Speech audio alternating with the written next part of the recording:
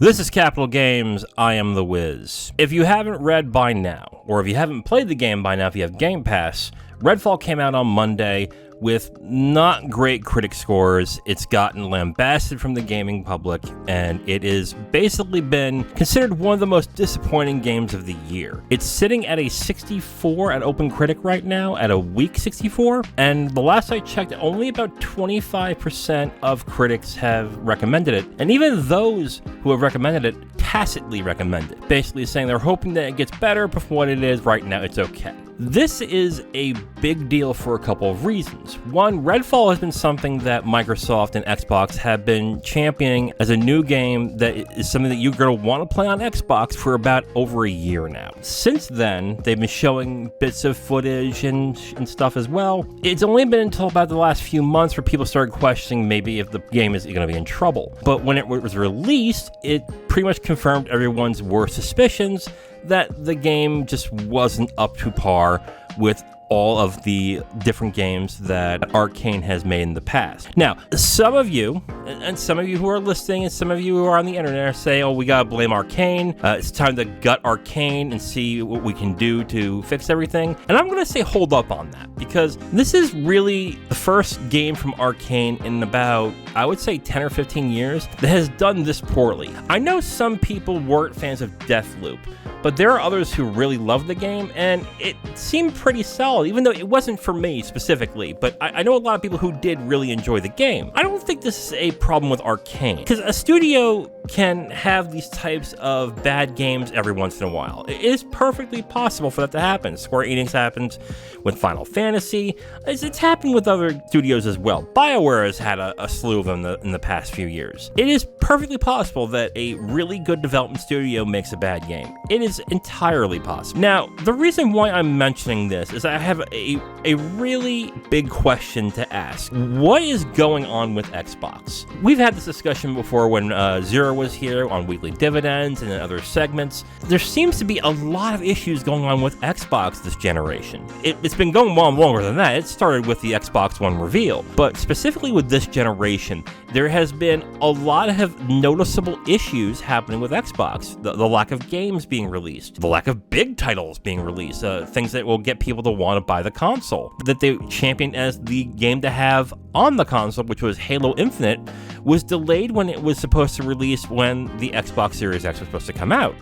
And when it did come out, it got good reviews for the single-player portion, but the multiplayer was so disappointing, and disappointing a lot of fans, that now there's only about hundreds of people who are playing the game at once. It has been a profound disappointment for Microsoft, and this hasn't really gotten better around these past few years with the Xbox Series X and S.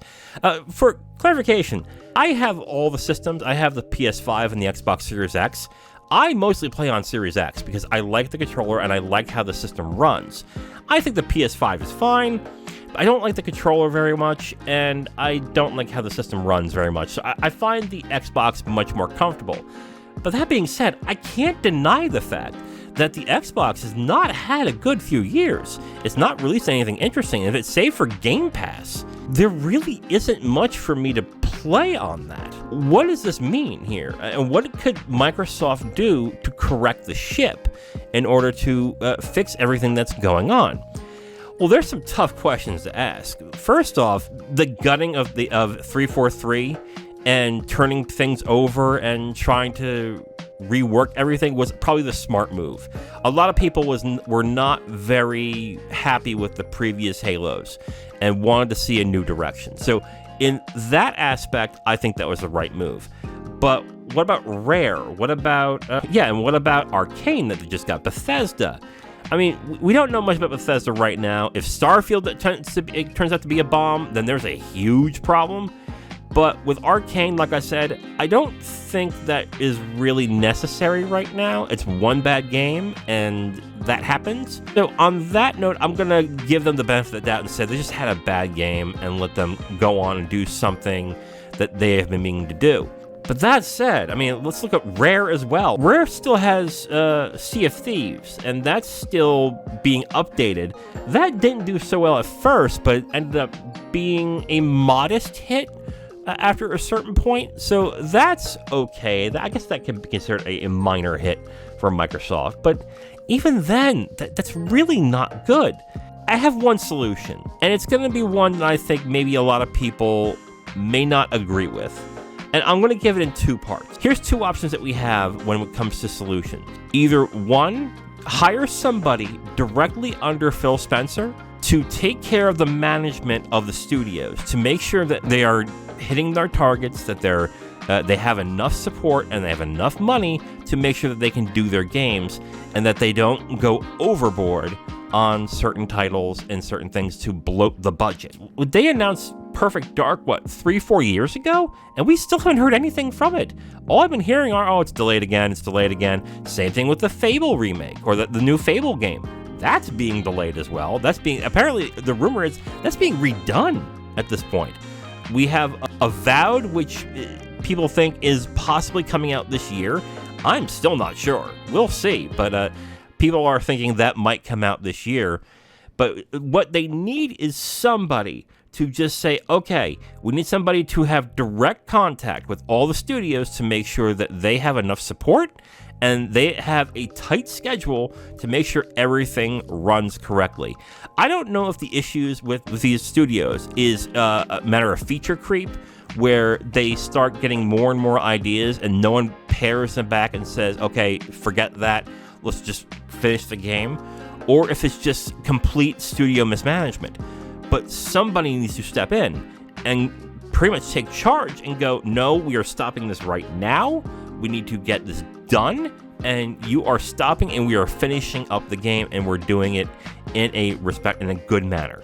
We cannot have another issue where we had with Halo Infinite or with Redfall. We can't have that again. So we need to make sure everything is running on time. The other option might be an extreme option. I think might be an option that might be a good idea. Now, bear in mind, if the Activision Blizzard buyout doesn't happen, if that gets blocked, I think this is going to happen anyway.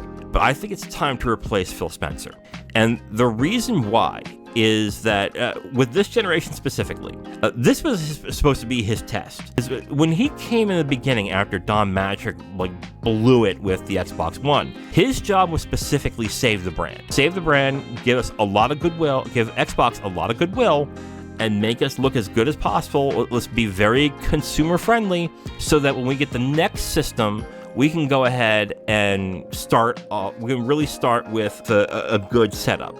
When it came to building that up, he did a good job. He was that really good transition player from the disaster that was the Xbox One to heading to the Xbox Series X. The problem is, after he transitioned, kind of shit the bed. A lot of delays, a lot of issues with the console, with not just the consoles, but the games that were coming out with it. A lot of PR problems that came happening, studio mismanagement. Lots of issues were going on in regards to how Xbox is being run. And as the leader of Xbox, it falls on him to basically, I guess, fall on the sword and take responsibility for what happened. And he has to a certain extent, but he's still getting a lot of leeway, I think, from a lot of people, because they still remember what happened with the Xbox One and how he saved the brand during that whole debacle, which, again, he deserves credit for. I definitely think he deserves credit for that, because he did essentially save that brand. But now he's at a point now where if he doesn't do something quick, or something doesn't change quick, we're going to be right back to where the Xbox One was in the beginning, and it is much harder to have a brand that is damaged going into a new console generation. Now, I know some of you are going to say, whoa, Wiz, come on. A new console generation is what, now, 4 or 5 years from now? That's a little hasty, don't you think? Well, yes, but how long does it take to turn around a brand? If in another year, we're still talking about the Xbox has no good games, and they're having issues getting their games up and running, it's going to be that issue for quite a while at this point. I mean, at this point, what will Fable have to be in order for it to be acceptable for the amount of time that it was made? What about Perfect Dark? How's that going to have to be for people to accept it after all the delays? It's getting to a point now where Phil Spnecer has to have the next few games be mega giant successes. Have to make top 10s all around, reviewed excellently, and the sales have to be through the roof. At this point, I'm thinking, in my mind, if this is another bad year for Xbox, Phil Spencer needs to go. And I think if you guys think about it, he did a good job at transitioning from Xbox One to Series X, but at this point, when it comes to actually leading a brand and making it into an upward trajectory to where it's successful, he's not doing that well.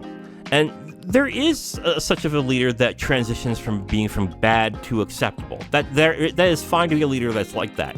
But you need a leader who could take the strength of those brands and boost it up. And it doesn't seem like Phil Spencer has that. Phil Spencer has been doing a lot in regards to getting acquisitions. That's good. But at this point, it's really tough to actually look at what he's doing right now and say that he has actually been a net positive for the Xbox Series X and its generation at this point. As for Xbox right now, I think at this point, they should do the Sony game and basically start buying exclusivity rights for certain games. I mean, if Sony is going to do it, I would say they do it too. That might be the only option they have right now, because if the Activision Blizzard thing does not go through and they have to pay the penalty, which, $3 billion is not bad for them, but if they still have to pay that penalty, they might be very squeamish to go ahead and buy other studios for it to happen again. So at this point, I think they should start doing the exclusivity game and start doing what Sony has been doing. So on that note, I think that if this is another bad year for Xbox, which it might turn into, it's time for Phil Spencer to step down. What do you guys think? Do you think Phil Spencer's to step down? What could Xbox do to turn their ships around? Leave comments on what you may think, or you can email at zerowizcast@gmail.com. On the Movie Club yesterday, we did a review of Yi Yi, a 1 and a 2, directed by Edward Yang. Me and Zero liked it, but we had some issues. If you're interested in that, check it out. Me and Kim tomorrow are going to do a review of The Big Lebowski from the Coen brothers. I am a Coen brothers fan. I'm not much of a fan of The Big Lebowski, but I'll give it another shot. I've been meaning to watch again, so we'll have that. And then Friday, we're going to have the Weekly Dividend, and looking at the news right now, it's been kind of light, so I might do something a little bit different for the Weekly Dividend on Friday, but we'll see. On that note, I am The Wiz. This is Capital Games. Talk to you next time.